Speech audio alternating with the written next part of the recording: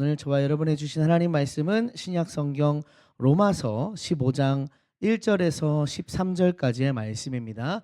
로마서 15장 1절에서 13절까지의 말씀, 제가 한 절 여러분께서 한 절 교독하여 읽으시는데요. 이 고백은 함께 드리고 그 후에 교독해서 번갈아가며 읽도록 하겠습니다. 함께 고백합니다.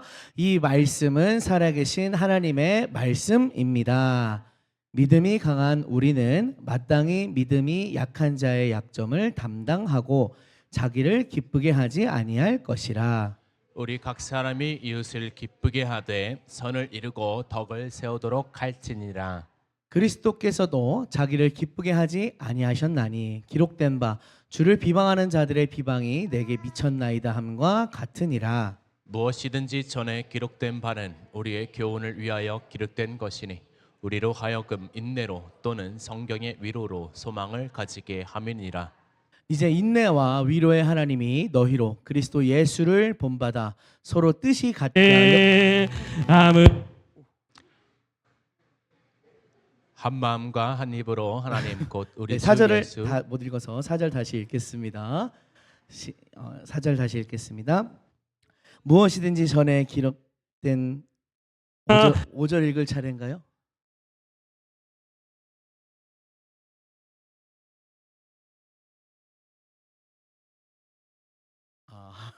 그렇게 됐다고 합니다. 네, 5절 차례죠. 5절 제가 읽겠습니다. 이제 인내와 위로의 하나님이 너희로 그리스도 예수를 본받아 서로 뜻이 같게 하여 주사. 한 마음과 한 입으로 하나님 곧 우리 주 예수 그리스도의 아버지께 영광을 돌리게 하려 하노라. 그러므로 그리스도께서 우리를 받아 하나님께 영광을 돌리심과 같이 너희도 서로 받으라. 내가 말하노니 그리스도께서 하나님의 진실하심을 위하여 할례의 추종자가 되셨으니 이는 조상들에게 주신 약속들을 견고하게 하시고 이방인들도 그 긍휼하심으로 말미암아 하나님께 영광을 돌리게 하려 하심이라. 기록된 바 그러므로 내가 열방 중에서 주께 감사하고 주의 이름을 찬송하리로다 함과 같으니라. 또 이르되 열방들아 주의 백성과 함께 즐거워하라 하였으며 또 모든 열방들아 주를 찬양하며 모든 백성들아 그를 찬송하라 하였으며 또 이사야가 이르되 이새의 뿌리 곧 열방을 다스리기 위하여 일어나시는 이가 있으리니 열방이 그에게 소망을 두리라 하였느니라. 같이 읽겠습니다. 소망의 하나님이 모든 기쁨과 평강을 믿음 안에서 너희에게 충만하게 하사 성령의 능력으로 소망이 넘치게 하시기를 원하노라. 아멘. 오늘 함께 읽으신 로마서 15장 1절에서 13절 말씀 본문으로 새해에는 하하하하라는 제목으로 함께 말씀 나누고자 하는데요. 이 오늘 제목처럼 새해에는 웃을 일이 많아지고 또 행복한 일이 가득하기를 축복합니다. 우리 또 그것을 소망하는 마음으로 제목을 한번 같이 읽어볼까요? 시작. 새해는 하하하하. 너무 웃음이 적으신 것 같아서 다시 한번 큰 소리로 올해가 복된 한 해가 되기를, 또 웃는 일이 많은 한 해가 되기를 소망하는 마음으로 같이 읽겠습니다. 새해는 하하하하. 네, 하하하하. 무슨 뜻이냐면요, 제가 줄임말인데요, 하나님의 자녀들이요 하나됨을 향해 하나씩 그래서 하하하하라고 제목을 지어봤는데요, 이중적인 뜻이에요. 올해가 웃는 일이 좀 많아졌으면 좋겠다, 또 저와 여러분에게 그런 행복한 일이 가득했으면 좋겠다라는 뜻도 있고, 또 새해에는 우리 공동체가 하나님의 자녀들로서 하나됨을 향하여 하나씩 나아가는 그런 한 해가 되었으면 좋겠다라는 뜻도 있습니다. 또 정말 중요한 원리가 여기에 있는 것 같아요. 우리가 하나 될 때 사실은 그것이 우리에게 웃는 일이 많아지게 되는 것이고, 우리가 하나 될 때 하나님의 축복의 통로가 된다는 것을 우리가 이 제목을 통해서 다시금 기억하기를 소망합니다. 여러분 사람이 언제 가장 많이 웃는지 아세요? 사람이 가장 많이 웃을 때, 어떤 재미난 농담을 들을 때일까요? 아니면 개그 콘서트 같은 그런 코미디 프로그램을 볼 때일까요? 누군가 연구를 했다고 합니다. 사람이 언제 가장 많이 웃느냐라고 했을 때, 그것은 어떤 재미난 농담을 듣거나 웃긴 이야기를 들었을 때가도 아니고, 또 혹은 개인적인 성공이나 성취를 이뤘을 때도 아니고, 가장 많이 웃을 때가 언제냐? 다른 사람을 만나게 될 때 가장 많이 웃는다라고 합니다. 길을 걷는데 저 멀리서 왠지 아는 사람 같아요. 점점 다가가면 갈수록 그 사람의 형체가 뚜렷해지죠. 가까이 인사할 거리가 됐을 때쯤 우리가 어떻게 하나요? 활짝 웃으면서 아이고 어떻게 여기를 또 오셨냐고 이렇게 인사를 하게 되죠. 가까운 사람과 별로 재미있지도 않은 이야기를 하는데 그냥 웃음이 나요. 우리 얼굴에 미소가 있습니다. 사람이 언제 가장 많이 웃느냐 연구했더니 그것은 다른 사람과 함께 할 때 가장 많이 웃더라라는 것을 연구 결과로 발견했다고 합니다. 새해에는 하하하하 우리가 하나 되어서 서로 더 가까워지고 서로 더 많이 교류할 때 우리 가운데 웃음이 더 많아지고 웃는 복된 일이 많아지고 저와 여러분이 그렇게 하나됨을 향하여 나아갈 때 더욱더 축복된 한 해가 되기를 소망합니다.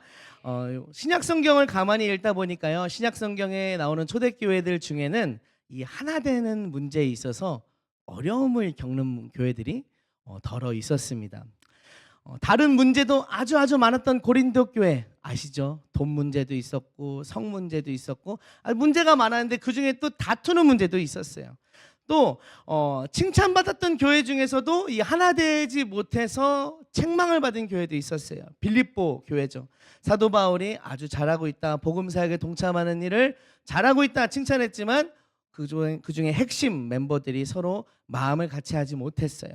특별히 오늘 본문에 등장하는 로마 교회도 서로 하나 되지 못하는 그런 문제를 안고 있었습니다. 로마 교회 안에 있던 문제는 집단과 집단 간의 갈등이었어요. 어떤 한 개인과 개인의 문제가 아니라 유대인 출신의 그리스도인들 그리고 헬라인, 유대인이 아닌 헬라인 출신의 그리스도인 사이에 갈등이 있었습니다. 이렇게 두 세력으로 양분화가 되어서 갈등을 빚고 있었어요. 원래 로마 교회는 유대인들이 세운 교회였습니다. 우리가 사도행전을 보면 오순절날 성령께서 강림하실 때 그곳의 절기를 따라서 세계 각지에 흩어서 살던 디아스포라 유대인들이 모여서 깜짝 놀라게 되죠. 아니 어떻게 우리가 지내던 곳에서 쓰는 말을 하느냐. 성령께서 방언으로 주신 것인데 그들이 그것에 깜짝 놀라서 베드로의 설교를 듣게 되고 그곳에 3,000명씩 회개하는 회심하는 일이 일어나게 됩니다. 비슷한 일들이 있었던 거예요. 무역을 위해서 세계를 돌아다니다가 혹은 절기를 맞아서 예루살렘으로 갔던 유대인들 중에 복음을 들은 유대인들이 있었고 예수를 영접한 유대인들이 있었는데 그들이 원래 로마에 살던 그 유대인들이 다시 자기가 살던 삶의 터전인 로마로 돌아와서 교회를 세우고 그곳에서 예수를 믿었던 거예요. 로마 교회는 그렇게 시작되었습니다. 그런데 차츰 유대인뿐만 아니라 자기의 이웃들이었던 헬라인들에게 전도도 하고 그들 중에서도 믿는 자들이 생기면서 로마 교회는 유대인도 있고 헬라인도 있는 그런 형태의 교회가 되었던 것이죠. 아무래도 하나님에 대해서 성경에 대해서 헬라인들이 몰랐기 때문에 유대인들 먼저 믿었던 유대인들 그리스도인들이 지도자의 역할을 했겠죠. 이건 이렇게 하는 거야. 기도는 이렇게 하는 거야. 가르쳐 줬겠죠. 그런데 주후 49년에 로마의 황제였던 글라우디오라고 하는 황제가 자, 유대인들 너희들 다 나가 하면서 로마에서 다 쫓아내는 일이 일어납니다. 왜냐하면 그들이 너무 시끄러웠다. 그들이 너무 다른 이들과 마찰을 빚더라. 이런 게 좀 문제였대요. 그래서 유대인들을 다 추방시키는데 이때 로마에 살던 유대인들이 대략 4만 명에서 한 5만 명쯤 정도 되었을 것이다 라고 합니다. 상당히 많은 사람들이죠. 그 유대인들이 하루아침에 이 로마에서 자기가 살아가는 터전에서 추방되어져서 그 로마 바깥에서 살게 됩니다. 우리가 성경을 읽다 보면 천막을 짜는 일을 하다가 바울을 만난 아굴라와 브리스길라라고 하는 인물이 있죠. 이 두 사람도 원래는 로마에서 살던 사람인데 그때 추방을 당해서 밖에서 살다가 바울을 만난 거예요. 여하간 이렇게 유대인들이 다 로마에서 쫓겨나서 로마에 들어가지도 못하다가 5년이라고 하는 시간이 지난 다음에 이 황제가 그 추방령을 다시 철회해야 합니다. 다시 돌아와도 돼라고 이야기하죠. 5년이라는 시간이 지나서 유대인들이 원래 로마에 살았던 유대인들이 다시 로마로 들어가게 되고 그 중에는 유대인이지만 예수 그리스도를 믿는 유대인 그리스도인도 있었겠죠. 로마 교회에 속해 있던 사람들도 있었겠죠. 그들도 다시 로마로 돌아와서 교회에 돌아오게 되었습니다. 그런데 와 보니까 교회 분위기가 조금 달라져 있는 거예요. 원래 그 전에 자기들이 있었던 때랑은 조금 다른 거예요. 전에는 이 헬라인 사람들이 예수에 대해서, 하나님에 대해서 잘 모르기 때문에 유대인 그리스도인들에게 지도함을 받아서 하나님을 믿었단 말이죠. 그런데 유대인이 없는 기간이 5년이나 되다 보니까 이제는 그들 나름대로 믿음도 성장했고 그들 나름대로의 규율도 갖추게 되었던 거예요. 이제 유대인들이 돌아와도 약간 어색한 기분이 되는 거죠. 여러분 그런 속담 아시죠? 꽂아 놓은 보릿자루. 뭔가 여기 있긴 한데 뭔가 좀 어색해. 그런 기분을 유대인 그리스도인들이 로마 교회에서 느끼게 됩니다. 그리고 이런 사소한 느낌과 감정이 그것이 나중에 발전하게 되면 큰 갈등이 되는 것처럼 로마 교회 안에 유대인 그리스도인과 헬라인 그리스도인들 사이에 갈등이 생겨나요. 그들 가운데 마찰이 빚어지게 돼요. 유대인들 입장에서는 전에 내가 예수를 믿도록 쉽게 말하면 전도한 거 아닙니까? 전도하고 내가 목자의 역할을 했는데, 근데 이제는 헬라인의 입장에서는 아니 나도 믿음이 성장했는데 왜 자꾸 나를 가르치려고 하는 거야? 그런 갈등이 있게 된 거죠. 그런 로마 교회를 향해서 사도 바울이 오늘 로마서에서 외칩니다. 뭐라고 외치냐면 너희가 하나 되어야 한다라고 외쳐요. 왜 하나가 되어야 되느냐? 바로 그리스도께서 너희의 하나됨을 이루셨기 때문이다라고 말씀합니다. 여러분 우리가 하나 되어야 하는 이유는 우리의 침묵을 위해서가 아닙니다. 우리가 하나 되어야 하는 이유는 그게 여러모로 보기 좋기 때문이 아닙니다. 우리가 하나 되어야 하는 이유는 그리스도께서 우리로 하여금 하나 되게 하셨기 때문입니다. 로마서는 복음의 정수라는 별명을 갖고 있죠. 우리의 죄의 문제에 대해서 또 믿음으로 의롭게 되는 것에 대해서 상세하게 아주 제대로 풀어낸 말씀입니다. 그리고 나서 그 복음에 대해서 설명한 다음에 그 로마 교회에 있었던 여러 가지 문제들에 대해서 다루고 이렇게 하는데 이 문제들은 곁다리로 다루는 문제들이 아니에요. 복음에 대해 배웠으니까 이제 너희들 복음을 아니까 이런 문제들도 이렇게 참 잘했으면 좋겠다, 이런 곁다리로 다루는 문제가 아니에요. 오히려 어쩌면 이러한 문제들, 로마 교회 안에 이런 여러 가지 문제들이 있었기 때문에 사도 바울은 복음을 먼저 이야기했던 것입니다. 그렇기 때문에 이 복음이 있기 때문에 너희들이 이런 문제들도 복음적으로 해결해야 된다라고 이야기했던 거예요. 그런 로마 교회들 있었던 문제들 가운데 가장 큰 문제, 서로 나누어져서 한 마음 한 뜻이 되지 못하고 나누어진 문제. 너희가 복음을 믿는다면서 여전히 자기 자신을 앞세워서 각각 따로따로냐? 너희가 그리스도로 인해 생명을 얻었으면서도 그리스도께서 이루신 화평을 깨트리려고 하느냐? 이런 강한 책망이 진짜로 로마서를 기록한 목적인 것입니다. 사도 바울은 로마의 교회 안에 있는 두 집단, 유대인 그리스도인과 헬라인 그리스도인들을 향해서 강하게 말합니다. 그리스도께서 하나 되게 하신 것을 지키라. 8절 말씀을 볼까요? 8절 말씀 같이 한번 읽어보겠습니다. 시작. 내가 말하노니 그리스도께서 하나님의 진실하심을 위하여 할례의 추종자가 되셨으니 이는 내게 주신 약속들을 견고하게 하시고. 우선 헬라인 그리스도인들을 불러서 이야기하는 거예요. 보아라, 그리스도께서도 할례를 받으셨으며 유대인이셨다. 그분은 유대인의 조상들에게 주신 약속을 따라 오신 분이다. 헬라인들에게 이야기하는 거예요. 그리스도께서 유대인이셨으며 유대인에게 주신 약속을 따라 오셨다는 것을요. 그리고 이제는 유대인 그리스도인들을 불러서 말합니다. 9절부터 우리가 좀 강조 표시한 부분들만 볼까요?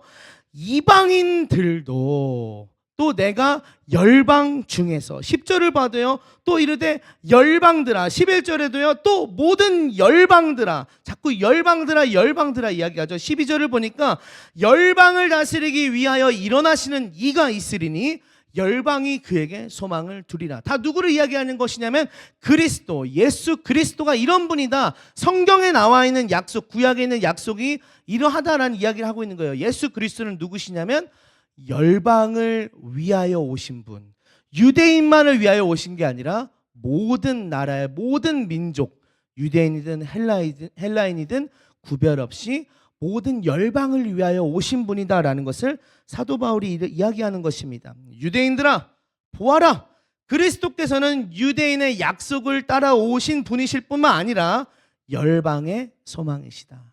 열방에서 찬양을 받으실 분이시고 열방을 다스리시는 분이시다. 그리스도께서는 유대인에게만 속한 분도 아니고 헬라인에게만 유효한 분이 아님을 분명히 말합니다. 그리스도께서는 모두의 주님이신 것입니다. 로마서 14장 4절은 이렇게 말씀합니다. 같이 한번 읽어볼까요? 시작.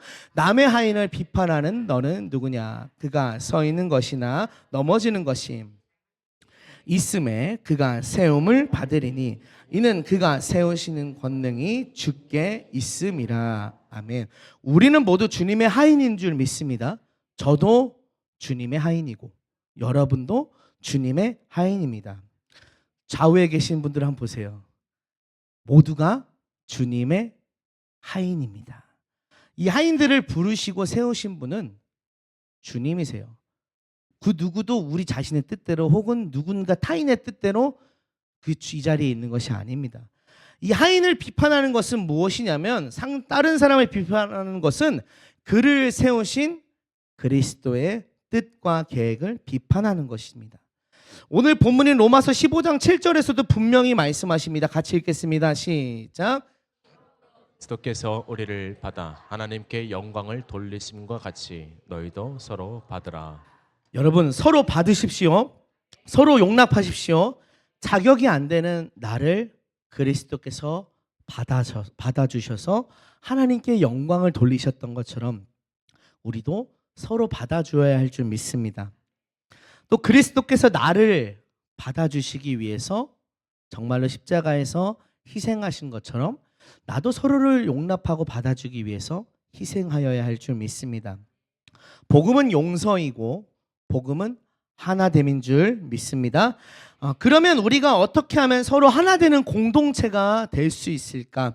구체적으로 실천할 수 있는 방법을 딱 두 가지만 오늘 말씀에서 같이 보려고 합니다. 첫 번째로는 한번 따라해 볼까요? 자기를 기쁘게 하지 않는다. 우리 본문 1절에서 3절 말씀 같이 한번 읽어보겠습니다. 시작. 믿음이 강한 우리는 마땅히 믿음이 약한 자의 약점을 담당하고 자기를 기쁘게 하지 아니할 것이라. 우리 각 사람이 이웃을 기쁘게 하되 선을 이루고 덕을 세우도록 할지니라. 그리스도께서도 자기를 기쁘게 하지 아니하셨나니 주를 비방하는 자들의 비방이 내게 미쳤나이다 함과 같으니라. 아멘. 1절, 2절, 3절 계속해서 이야기합니다. 자기를 기쁘게 하지 않는 것이 맞다. 1절로 한번 다시 돌아가 볼까요? 믿음이 강한 우리는. 여러분 믿음이 강하십니까? 아멘이 갑자기 줄어드셨어요. 여러분 믿음이 강하십니까? 우리 되기를 소망하는 마음에서 조금 더 크게 해볼까요? 믿음이 강하십니까? 여러분 우리가 모두 믿음의 용사인 줄 믿습니다. 더더욱 믿음이 강한 소유자가 될 줄 믿습니다. 믿음이 강하다면 우리가 믿음이 강하다면 약한 자의 약점을 담당하고 덮어주어야 합니다. 이런 표현이 있더라고요. 들어보셨을 수도 있을 것 같아요. 강강약약 또 강약 약강 이런 표현이 있더라고요. 강강약약 뭐냐면 강한 자에게는 강하고 약한 자에게는 약한 자. 또 강약약강 뭐죠? 강한 자에게 약하고 약한 자에게 강한 사람. 첫 번째 사람을 우리는 영웅이라고 부르고 두 번째 사람을 우리는 양아치라고 부릅니다. 강한 자에게 강하고 약한 자에게 약한 사람. 저는 일제강점기 때 우리 독립운동을 하셨던 분들이 생각났어요. 그 핍박과 어려움 가운데도 지지 않는 그런 결의를 갖고 일어서서 민초들의 삶을 돌보았던 분들. 그런 분들이 강한 자에게 강하고 약한 자에게 약한 사람들이죠. 반대로 강한 자에게 약하고 약한 자에게 강한 사람. 자기보다 더 큰 힘과 권력에는 이렇게 깨갱하고 수그리면서 약한 자한테는 뺏고 괴롭히고 하는 진짜 속된 말로 양아치 같은 사람들. 그런 사람들이 강약 약강한 사람들이죠. 그렇다면 믿음의 방식은 뭘까요? 믿음의 방식은 강약, 약인 줄 믿습니다. 강하신 하나님 앞에 우리는 납작 엎드려서 순종하는 자가 되어야 하고, 또 믿음의 약한 지체들에게는 우리가 더 낮아져서 세워주고 헌신하고 희생하는 배려와 배품이 있는 자가 바로 진정한 믿음의 사람인 줄 믿습니다. 저와 여러분이 믿음의 사람이라면, 또 믿음이 강한 자라면 강약, 약으로 하나님 앞에서도 약하고 약한 자를 보듬어주는 그러한 저와 여러분이 되기를 소망합니다. 1절부터 3절 말씀을 다시 돌아보니까요, 매 절에 걸쳐서 자기를 기쁘게 하지 말 것에 대해서 말씀하고 있어요. 우리가 어떻게 하면 하나 될 수 있느냐? 첫 번째 실천할 수 있는 구체적인 방법이 바로 이거예요. 자기를 기쁘게 하지 않는 것. 우리 각 사람은 자기가 아닌 이웃을, 타인을 기쁘게 해야 하고, 또 그리스도께서도 자기를 기쁘게 하지 않으셨다고 말씀하고 있습니다. 우리가 하나 되고 서로 사랑하기 위해서 제일 먼저 우리는 나 자신을 기쁘게 하려는 그 태도를 먼저 고쳐야 할 줄 믿습니다. 우리 모두가 이기적인 존재이죠. 나 자신을 위해 살아가는 데 익숙해져 있습니다. 그리고 그게 얼마나 나를 좋게 하는지 너무 잘 알고 있어요. 나의 기쁨이 아닌 이웃의 기쁨을 위해 산다는 것은 사실은 쉽게 되는 일이 아니에요. 노력해야만 할 수 있는 그런 일이에요. 왜냐? 우리의 본성이 그렇지 않으니까. 하지만 그리스도께서 먼저 본을 보여주셨습니다. 십자가에서 못 박히실 때, 그 죽음을 앞두고 기도하실 때, 또 그분께서 살아가셨던 모든 삶의 여정을 돌아보았을 때, 주님은 자기를 위해서 살지 않으셨고 다른 이들을 위해서 사셨구나라는 점을 발견할 수 있습니다. 그렇게 하나님의 영광을 구하셨고 사람들의 진정한 기쁨을 구하셨죠. 그 모습을 저와 여러분이 닮아가라고 오늘 말씀에서 말씀하고 있습니다. 저 역시도 당연하게도, 너무나 당연하게도 저의 기쁨을 구하는 게 쉬워요. 또 익숙해져 있습니다. 부딪히고 갈등이 생길 때 당연히 나를 위해 선택하는 게 당연하게 느껴집니다. 하지만 오늘 성경 말씀에서 그렇게 하지 말라고 말씀하시니까 우리가 그렇게 순종해야 할 줄 믿습니다. 올해를 시작하면서 다음 세대 부서에 변화가 있었습니다. 그동안은 중고등부 따로, 청년부 따로 있었는데요, 올해를 시작하면서 하나로 합쳤어요. 담당은 누가 하느냐? 같이 하게 되었어요. 저와 김근모 전사님이 같이 하게 되었습니다. 어쩌면 같이 한다는 것은 불편한 일이기도 합니다. 왜냐하면 계획을 할 때도 같이 상의해서 해야 되고, 결정을 할 때도 서로 뜻이 맞아야 결정을 내릴 수 있으니까요.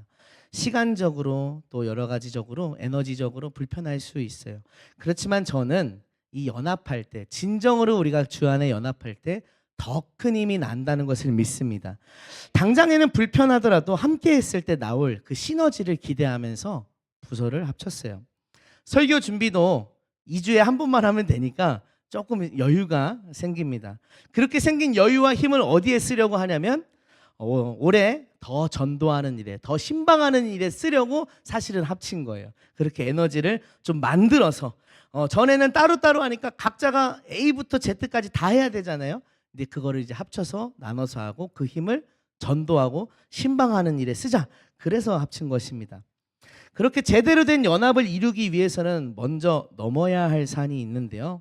뭐냐면 제가 저 자신만의 기쁨을 구하지 않는 것입니다. 내 뜻은 이게 맞아, 이게 무조건 맞아 라고 생각하는 게 있어도 한번 내려놓고 기도하고 같이 맞춰가고 하나님의 뜻을 구하는 것, 그렇게 진짜로 하나가 되어야 될 때 시너지가 나게 된다고 생각합니다. 어쩌면 저에게는 1년 동안, 이 다가오는 1년 동안이 그것을 훈련하는 이 훈련의 장소일 수도 있습니다. 여러분도 교회 안에서 혹은 가정과 세상 속에서 이 하나됨을 위해서 나 자신의 기쁨을 구하는 것을 내려놓아야 되는 그런 훈련의 장소가 있을 수도 있습니다. 여러분이 속한 그 공동체 안에서, 주 안에서 연합을 이루어야 되는 그 공간에서 나의 기쁨을 구하지 않으시길 바랍니다. 그리스도를 묵상하면서 그분이 하셨던 것처럼 나의 기쁨이 아닌 하나님의 뜻과 다른 이들의, 이웃의 기쁨을 구하는 저와 여러분 되기를 소망합니다. 지금 내가 갈등의 문제를 만나고 있다면 가만히 들여다보세요. 또 이 부딪히는 많은 관계 속에서 나는 누구의 기쁨을 구하고 있나 살펴보십시오. 만약 나의 기쁨을 구하고 있다면, 그래서 그것이 갈등을 빚는 원인이 되었다면, 오늘 말씀 앞에서 스스로를 돌아보며 이웃의 기쁨을 구하는 저와 여러분 되기를 소망합니다. 두 번째 방법을 보겠습니다. 오늘 말씀을 통해서 하나됨을 위하여 우리가 실천할 수 있는 방법, 두 번째 방법 5절과 6절 말씀 한번 같이 읽어보겠습니다. 시작. 이제 인내와 위로의 하나님이 너희로 그리스도 예수를 본받아 서로 뜻이 같게 하여 주사 한 마음과 한 입으로 하나님 곧 우리 주 예수 그리스도의 아버지께 영광을 돌리게 하려 하노라. 두 번째 방법을 한번 따라해 보겠습니다. 한 마음과 한 입으로. 저는 이 말씀을 읽을 때마다 한 가지 떠오르는 기억이 있어요. 그 기억을 좀 말씀드리기 전에 먼저 한 그 기억의 장소로 같이 가보려고 하는데요. 사진 한번 보여주시겠어요? 여러분 여기가 어딘지 아시나요? 여기는 뉴욕의 맨하탄입니다. 네. 제가 2023년도에 이 목사님과 또 김근모 전사님과 함께 미국 그리고 캐나다에 갔었는데요. 그때 찍은 사진입니다.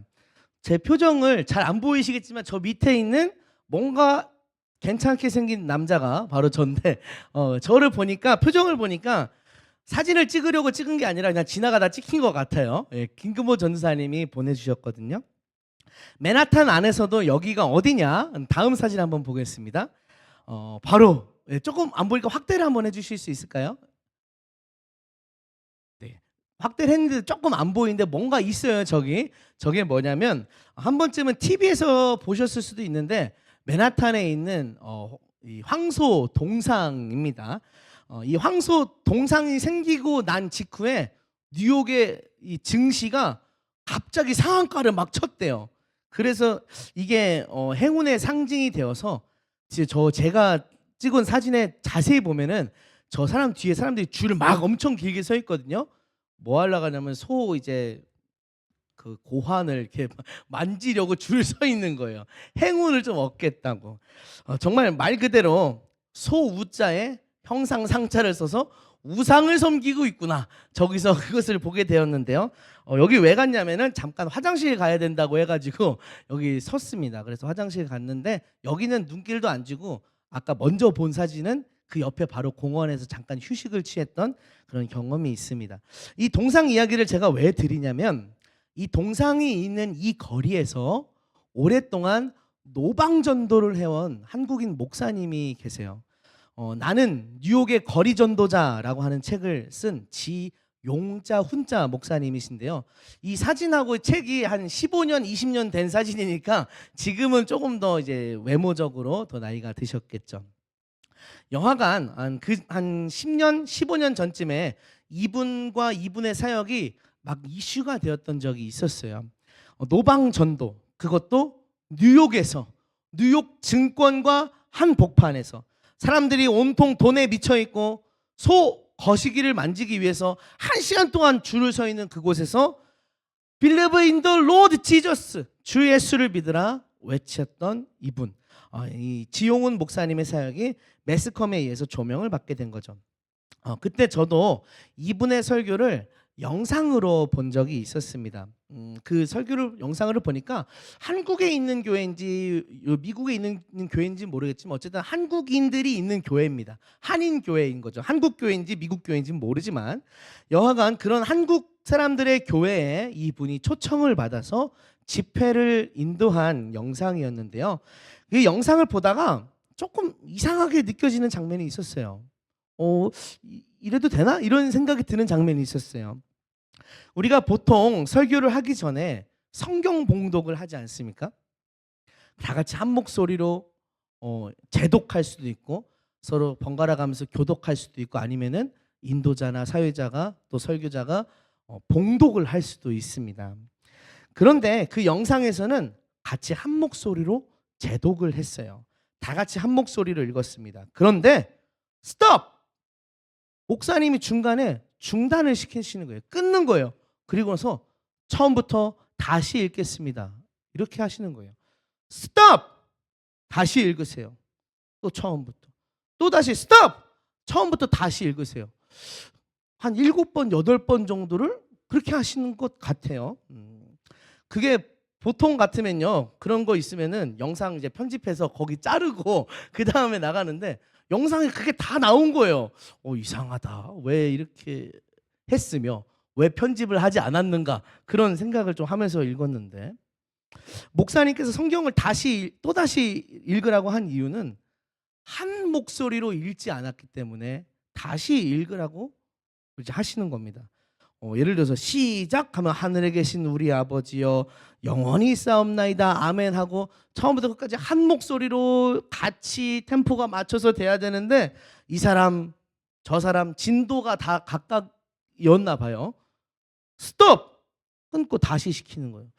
근데 몇 번 이렇게 하다 보면은 어느 정도 사실 비슷해지잖아요. 조금은 틀릴 수 있어도. 근데 그 조금 틀리는 것을 못 견뎌 하시는 것 같아요. 또 스톱! 하면서 옆에 사람 소리를 잘 들어보라고, 그래서 한 목소리를 읽으라고 이렇게 하시더라고요. 나중에는 영상을 보다 뭔가 좀 불편한 감정이 생기는 거예요. 왜 자꾸 스톱을 시키시는 거지? 그렇게 생각했는데, 설교는 무슨 내용인지 기억이 안 나요. 하지만 그렇게 말씀을 계속해서 몇 번이고 읽었던 것은 몇 년이 지나도 기억에 남아 있더라고요. 그때는 그냥 의아한 생각으로 또 불편한 감정으로 흘러갔습니다. 그런데 몇 년이 지나고 나서 어느 정도 이제 시간이 흘렀을 때 갑자기 이 일이 생각나는 거예요.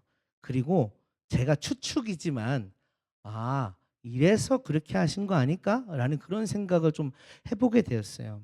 그게 뭐냐면, 왜 그렇게 한 목소리로 성경을 읽어야 한다고 했을까? 성경을 읽는데 조금씩 다르게 읽으면 벌 받나요? 우리 구원에 심각한 문제가 생기나요? 그건 아니죠. 다른 박자로 읽는 것, 사실 제가 할 말이 없습니다. 왜냐하면 제가 너무 다르게 읽고 있거든요. 저는 아주 노력하지 않으면 박자를 맞추기가 좀 힘들어요. 그런데 제가 할 말은 아니지만 왜 그렇게 이 목사님이 그렇게 한 목소리 읽는 것에 치중했을까? 제가 가만히 그냥 제 추측이지만 생각을 해보니까 그것이 그때 초청을 받았던 그 교회의 영적인 분위기와 깊은 관련이 있지 않을까라는 생각을 나중에 하게 되었어요. 목사님이 초청을 받아 교회 갔는데 뭔가 분위기가 그런 거예요. 그리스도 안에서 한 마음으로 서로 뭉쳐지는 게 아니라 너 따로 나 따로 나누어진 마음이 느껴지는 거죠. 제가 사역을 하다 보니까 왠지 그런 영적인 센스가 조금씩 더 생겨나는 것 같아요. 일반적인 상황에서 눈치는 없습니다. 저 눈치 없어요. 정말 죄송한 일이 있을 수도 있어요. 저희 나래 사모님을 나중에 격려 좀 많이 해주세요. 저 눈치가 없어서 많이 힘들었거든요. 사람 마음 잘 모르고요. 센스 없습니다. 예전에 저희 아버지가 백화점에 갈 때 빨간 장화를 신고 가시는 분이라고 어머니가 이렇게 놀리듯이 말씀하셨거든요. 그때는 웃었는데 지금 제가 조금 들어서 보니까 그게 뭐 어때서 저도 비슷해져 가고 있어요. 그만큼 저는 센스가 이제 좀 부족한데, 이 영적인 일에는 조금씩이나마 센스가 늘어나는 것 같아요. 초보자인 제가 그럴진데 하물며 목회 경험이 풍부한 목사님이 안 그랬을까요? 초청받아 갔는데 뭔가 분위기가 그런 거예요. 여기 이 사람 따로 저 사람 따로 너희들 우리들 마음이 나누어져 있구나. 그런 영적인 문제를 진단했기 때문에 저는 그렇게까지 말씀을 또다시 한 목소리로 읽으셔야 된다고 이야기했던 게 아닐까 생각합니다. 성경을 그렇게까지 한 목소리로 읽어야 되는 이유가 뭘까요? 그 안에 은연중에 서로의 목소리를 잘 귀 기울여 듣고 한 호흡으로 나아가라는 메시지를 준 것 같아요. 자기 생각을 내려놓고 하나님 앞에서 서로 마음을 같이 해야 된다는 것을 가르쳐 준 것 같아요. 성경을 읽다가 그렇게 우리 몸에 그런 자세가 체득되도록 훈련시킨 것 같아요. 오늘 5절부터 6절은 말씀하십니다. 제가 몇 번씩 다시 읽지는 않을 테니까요. 우리도 한번 한 목소리로 조금 천천히 같이 한번 다시 읽어볼까요? 시작. 이제 인내와 위로의 하나님이 너희로 그리스도 예수를 본받아 서로 뜻이 같게 하여 주사 한 마음과 한 입으로 하나님 곧 우리 주 예수 그리스도의 아버지께 영광을 돌리게 하려 하노라. 아멘. 같이 맞춰보려고 하니까 어떤가요? 나에게 맞춰 이게 되나요? 아니죠. 들어가면서 서로 맞춰가게 되죠. 서로 뜻이 같게 하여 주사 한 마음과 한 입으로 영광을 돌리게 하려 하노라. 여러분, 우리는 한 마음과 한 입으로 영광을 돌리고 있습니까? 저마다 따로따로 그 따로따로의 믿음과 찬양으로 하나님께 나아가고 있지 않습니까? 실 한 오라기는 아무런 힘이 없어요. 힘이 없죠. 하지만 그것을 실과 실이 만나서 꼬여지고 또 꼬여질 때 강한 힘을 발휘하게 됩니다. 우리가 한 마음과 한 입으로 영광을 돌릴 때 그것이 하나님께 상달되는 찬송이 되는 거예요. 여러분은 지금 듣고 계신가요? 서로 한 마음 한 뜻이 되기 위해서 옆에 있는 형제 자매들의 목소리와 마음에 귀를 기울이고 계신가요? 나 몰라라 하거나 내가 아닌 네가 맞춰라 이런 마음을 갖고 계시진 않은가요? 주 안에서 그리스도의 이름으로 권면드립니다. 주 안에서 한 마음과 한 뜻을 품으십시오. 한 입으로 찬송하십시오. 아주 작은 거죠. 성경 봉독을 한 목소리로 하는 것. 하지만 그 작은 것에서부터 훈련을 시작했던 것처럼 저와 여러분이 올 한 해 작은 일에서부터 하나 되기를 훈련하고 시작하기를 권면드립니다. 그렇게 새해에는 하하하하 하나님의 자녀들이요 하나됨을 향하여 하나씩 나아가자라는 제목인데요. 우리가 이렇게 하나됨을 향하여 하나씩 나아가는 주의 자녀들 되기를 소망하며 또 축복하며 말씀을 마치겠습니다. 시간 함께 찬양하면서 기도의 자리로 나아가실 텐데요. 형제의 모습 속에 보이는 이라고 하는 찬양이 있어요. 이 찬양을 함께 드리면서 하나님, 그렇습니다. 저희가 한 마음 한 뜻이 되어야 합니다. 그러한 하나됨을 향하여 하나씩 나아가겠습니다.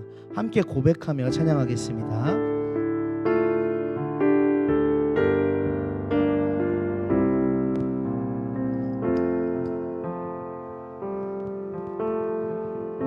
형제의 모습 속에 보이게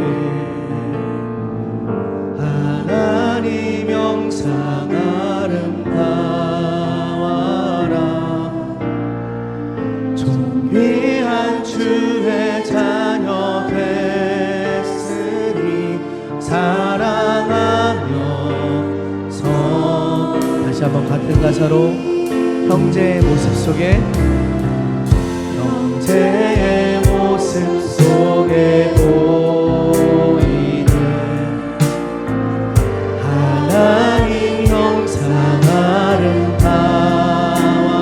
아름다워라 존귀한 주의 자녀 됐으니 우리 안에 계신 하나님의 형상을 바라보며 다시 한번 같은 가사로 찬양합시다. 형제의 모습 속에 형제의 모습 속에 보이는 하나님 형상 아름다워라 존귀한 주의 자녀 됐으니 사랑하며 서로의 모임 중에 임하신 우리의 모임 중에 임하신 하나님 영광 아름다워라 존귀한 왕이 여기 계시니 사랑하면서 우리의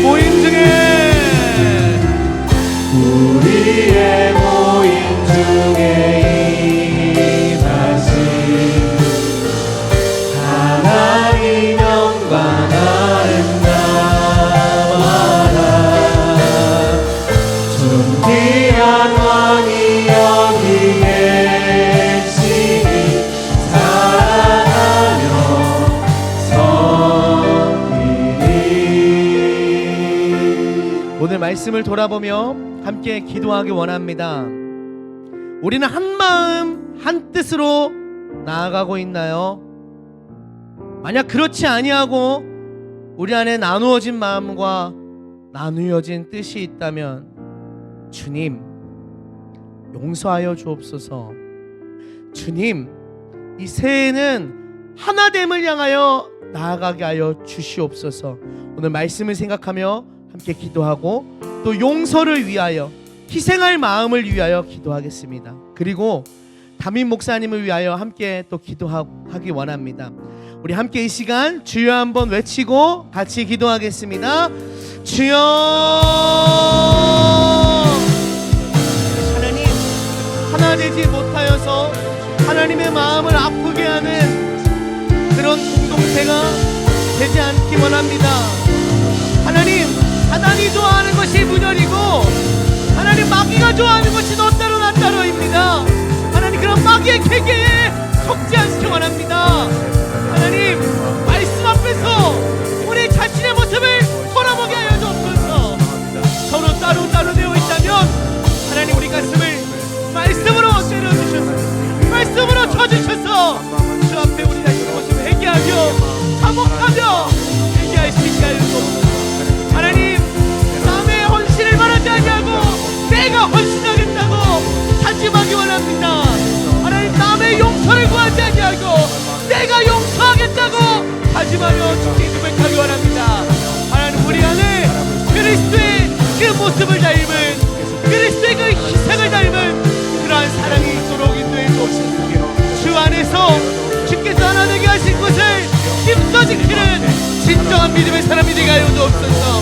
우리의 생각 가운데 우리의 믿음 가운데 우리의 간접 가운데 따로따로에게도 좋다고 생각하는 그런 나쁜 생각들을 모두 내어버릴 수 있도록 하나님 인도하여 주시옵소서. 우리를 주께서 하나 되게 하셨사오니 하나님을 힘써 지키는 용서하고 주님 서로를 향하여 헌신하는 저희들 되게 하여 주옵소서.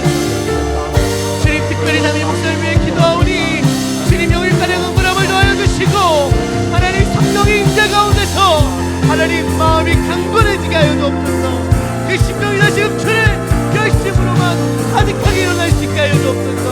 하나님 힘을 주시옵소서. 하나님 위로부터 부어주시는 하나님 능력이 더 입혀지게 하여 주시옵소서. 오직 복음을 위하여 주님 결정한 하나님 내딛는 그 결단의 걸음을 주님 힘있게 하여 주시옵소서. 새롭게 하여 주시옵소서. 주 안에 선한 뜻이 이루어지게 하여 주시옵소서. 하나님 또한 다음 세대 수련회를 위해 기도하오니 하나님 이 수련회를 통하여 영적으로 거듭나는 귀한 주님 청년들과 학생들이 되게 하여 주시옵소서. 이 험한 세상 가운데 이 거칠고 어두운 세상 가운데 주의 복음과 믿음으로써 올바로 온전히 세대로 일어나는 귀한 세대가 되게 하여 주시옵소서. 그러한 뜻과 주님 부흥의 세대가 우리 교회 가운데 주님 맞이할 수 있도록 맞이함이 될 수 있도록 주님 인도하여 주시옵소서. 주님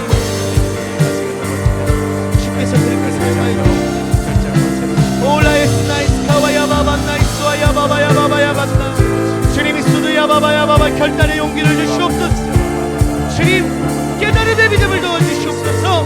하나님이 수와 야바바야 카와야 바다야 라팔라야 바바야 바바야 카와야 바다 결단이 이 자리에서만 고백으로 그치는 것이 아니라 삶에서 실천될 수 있도록 인도해 주옵소서. 자기를 기쁘게 하지 아니하고 주님 오직 한 마음과 한 입으로 나아가기를 훈련하는 주님 저희들 될 수 있도록 주님 인도해 주시옵소서.